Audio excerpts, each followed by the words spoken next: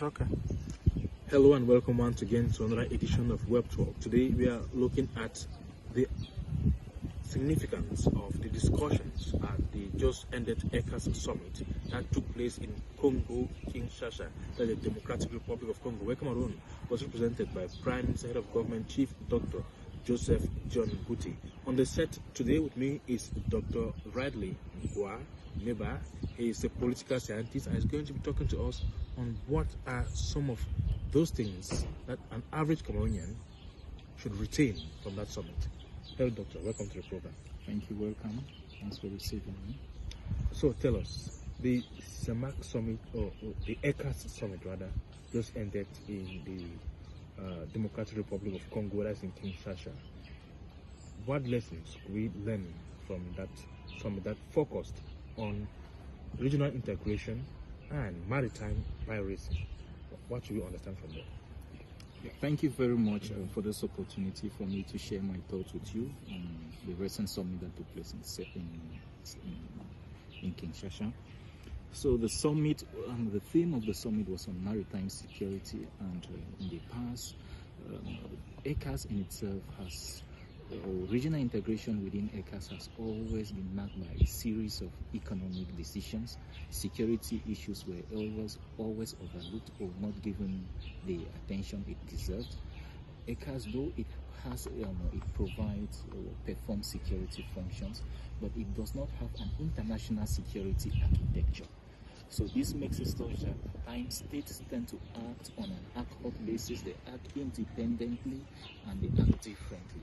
So the new initiative, it's laudable because it brings in security as one of the major issues for regional integration and cooperation within the region. So what is the timeliness? How timely is this theme, maritime security, for an ECAS summit? It's timely because maritime security, it's one of the transnational threat to it's a threat to international security. Not only maritime security, we have issues of terrorism, we have issues of climate change, but maritime security is one of the threats that impedes or prevents the free movement of goods and services across state borders. So focusing on this will accelerate the process of regional integration or movements of people and goods within international borders. Yeah, talking about that, the Prime Minister, upon his return to the country, did say that he saluted the fact that the ECAS leaders are meeting very regularly. So what are the benefits for leaders of the region to meet regularly in summits like this? Well, the benefits for the leaders of the region, first of all, I think the benefits are in two different levels. One will be regional benefit, and the second is benefit at national level. And at regional level, this regular summit provides the requisite capacity. It helps to stir political will and commitment to address issues of regional integration within CEMAC as a whole. And at national level, it provides an opportunity for this state to maintain and to develop foreign and diplomatic relations with other states, because at the site of these meetings, other bilateral issues are being negotiated and discussed. This summit came at a time when the free trade area is highly being discussed, and several African countries have ratified it, and the ECAS region, that's the Economic Community of Central African States, also has a sub-region or a sub-regional grouping called the Economic and Monetary Community of Central African States, CEMAC. These two bodies within the same region, does it facilitate the free movement of people, resources and technology?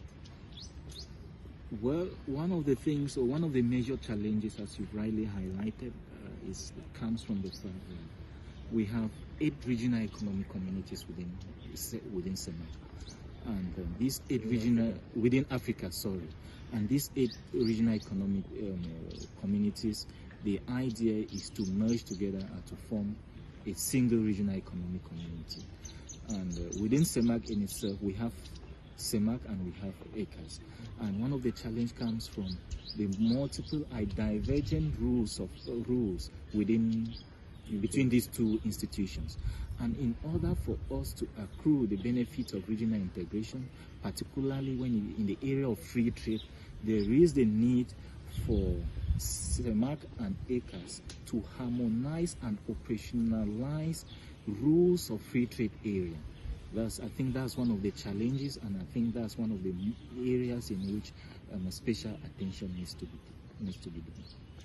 Yeah, we're looking at special attention to the area of handling this aspect. The Central African sub-region is today, or has been perceived to have to be a business or a continental business hub in the near future. That is due to its abundant natural and human resources. However, despite all of this, the sub-region is still faded in the darkness of underdevelopment. As a political scientist, how do you foresee the future of the Central African sub-region, rich in resources but slow in development? Yeah, it is true that the Central African region is still lagging behind when compared to other regions like West and Southern Africa when it comes to regional integration. But despite that, it has abundant human and natural resources. The region has a large youthful population. More than half of the population is of the youthful age. So I think for a way forward, one of the things that has to be done is to harness harness the potentials of this youthful population. So they need to be human and capacity development at regional level. And secondly, ECAS in the past has been adopting or relying a lot on a linear approach when it comes to regional development, an approach that comes from the founding fathers of regional integration like David Mitreni, who believed that regional integration will come from economic cooperation and it will spill over. When states cooperate on basic economic necessities, there will tend to be a spillover effect to other areas of security. But of recent, this linear approach of regional integration has not been yielding expected results. So there is a change, and I think the idea of adopting a dynamic approach wherein alongside a parallel approach where we have cooperation at the level of security, we have cooperation at the level of economic and some other areas, it will provide a more holistic approach of regional integration. And I think for the way forward, one other important thing that has to be done within ECAS itself, within the sub-region, the problem is not shortage of rules or agreement that have been signed, or the quality of the agreement are not up to expectation, but one of the major problems has to do with political will. And I think here there is the need for compliance. Some states act independently, some states they act differently, or they act on an ad hoc basis. They do not comply with existing regulations. So I think one of the things that has to be done in this area for the way forward is to put in place an enforcement mechanism that will guarantee compliance with the existing rules. Earlier on, we were talking about the perception of citizens of the region with regards to free movement of goods and services. How, or what, from your studies, what is the general perception of this free movement? Yeah, thanks very much for that question. It's very important because when we talk about regional integration, it's not just about the international or external factors. Domestic factors equally has to play, and taking the perception of the ideas of the citizens at domestic or local level, it's important. And research done findings from Afrobarometer shows that in Cameroon, about 53% of the respondents believe that they support the idea of free movement of goods and persons across international borders, whereas about 44% are against the opinion of free movement of goods and persons across international borders. They rather prefer that the government should protect their citizens, protect employment opportunities and trade. So they adopt a protectionist approach. So here, this tells us what is the consequence. It tells us that there is still more it shows that the citizens at local level still do not recognize the benefits of regional integration.